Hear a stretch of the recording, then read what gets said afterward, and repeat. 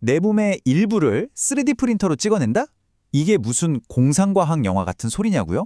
근데 이게 지금 로킷 헬스케어라는 곳에서 실제로 벌어지고 있는 일입니다. 지금부터 이 진짜 놀라운 기술의 세계로 한번 들어가 보시죠. 자, 이런 상상 한번 해볼까요? 만약에 새로운 피부를 3D 프린터로 그냥 뚝딱 찍어낼 수 있다면 어떨 것 같으세요? 심각한 화상을 입었거나 아니면 정말 잘 낫지 않는 상처를 내 몸의 세포를 써서 바로 그 자리에서 치료할 수 있다. 와, 우리 삶이 정말 많이 바뀌지 않을까요? 이 기술이 왜 그렇게 혁신적이냐? 이걸 알려면 기존 방식이랑 비교를 해봐야겠죠. 지금까지는요, 피부 이식이나 장기 기증에 기댈 수밖에 없었어요. 아시다시피 기증자를 애타게 기다려야 했고 운 좋게 수술을 받아도 이 면역 거부 반응이라는 엄청 큰 위험을 안고 가야 했죠. 근데요, 3D 바이오 프린팅은 환자 자기 자신의 세포를 쓰니까 이런 문제들을 그냥 한 번에 해결해버리는 거예요. 이건 뭐 완전히 새로운 세상이 열리는 거죠. 네, 그럼 첫 번째로 왜 이런 새로운 치유의 시대가 꼭 필요했는지, 그러니까 기존 의학이 어떤 한계에 부딪혔는지부터 한번 짚어보겠습니다. 특히 우리가 당뇨병이라고 부르는 당뇨병성 족부궤양이나 아주 심한 화상처럼 이게 한 번 생기면 잘 낫지 않는 만성적인 상처들이 있거든요.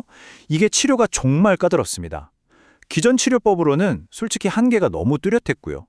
게다가 사회가 점점 고령화되면서 이런 질환을 앓는 분들은 계속 늘어나고 있잖아요. 바로 이 지점에서 뭔가 새로운 게 절실히 필요하다, 이런 목소리가 나올 수밖에 없는 거죠. 자, 그럼 이 어려운 문제를 해결할 그 획기적인 솔루션을 만나볼 시간입니다. 바로 AI 기술과 바이오 프린팅이 만난 로킷 헬스케어의 플랫폼이죠. AI 초개인화 장기 재생 플랫폼. 와, 이름이 좀 길고 복잡하죠? 근데 원리는 생각보다 간단해요. 먼저 인공지능 AI가 환자의 상처 부위를 아주 정밀하게 3D로 스캔을 해요.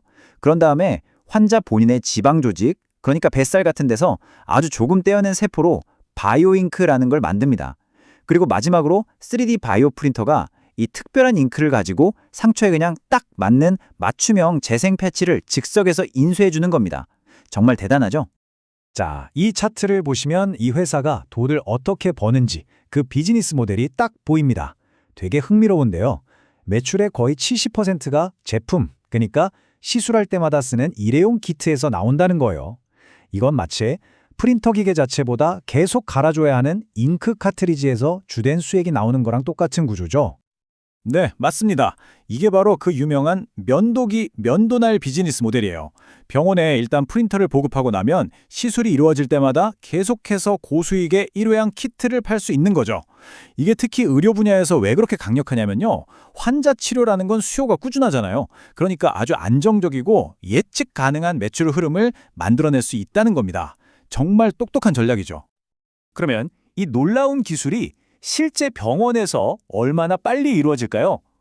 환자 몸에서 조직을 채취해서 맞춤형 피부 패치를 만들기까지 놀라지 마세요.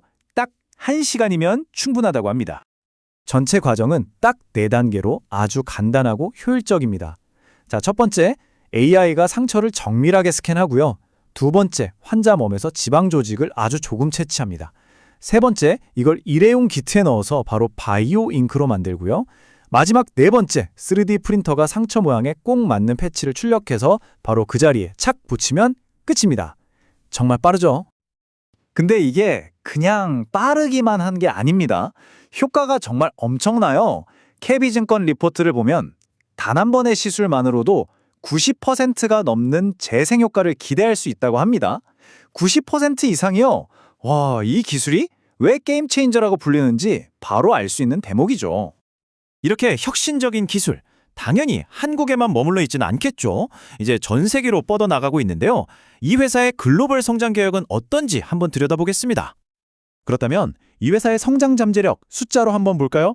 2025년에 목표로 하는 전 세계 키트 판매량이 무려 7,340개입니다. 이 숫자 하나가 이 회사가 얼마나 폭발적으로 성장할지를 보여주는 강력한 신호라고 할 수 있겠죠. 자, 이 그래프를 보시면 그 성장이 한눈에 들어옵니다. 2024년에 약 2,300개에서 2025년 목표가 7,340개. 이게 무려 3.2배나 뛰어오르는 수치입니다. 1년 만에 3배가 넘는 성장이라니 정말 엄청난 속도죠. 이런 성장의 중심에는 역시 가장 큰 시장, 바로 북미가 있습니다. 북미 시장을 뚫기 위한 전략도 아주 구체적인데요. 미국의 대형 의료기관 구매 연합, 이걸 GPO라고 하는데 여기랑 손을 잡고 무려 9,350개가 넘는 병원 네트워크에 진출할 발판을 이미 마련했어요.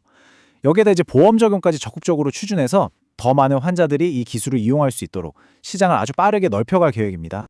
자, 지금까지는 현재와 가까운 미래를 봤다면 이제 좀 더 멀리 내다볼까요?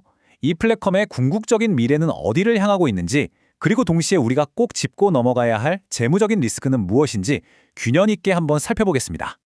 이 기술의 진짜 엄청난 점은요, 이게 피부 재생에서 끝나지 않는다는 거예요. 지금 보시는 피부 재생은 사실 시작에 불과합니다. 다음 단계는 바로 골관절염 환자들을 위한 연골 재생이고요. 그리고 궁극적인 목표는 만성 신장 질환 환자를 위한 신장, 즉 아주 복잡한 장기까지 만들어내는 겁니다. 만약 이게 정말 성공한다면요, 이건 단순히 돈을 버는 수준이 아니라 수많은 생명을 구하고 말 그대로 의학의 역사를 새로 쓰는 일이 될 겁니다. 하지만 모든 장밋빛 미래에는 항상 그림자도 있는 법이죠. 투자 관점에서 리스크 요인도 반드시 확인해야 합니다. 보고서에서 지적하는 가장 큰 리스크는 바로 오버행 이슈하는 건데요.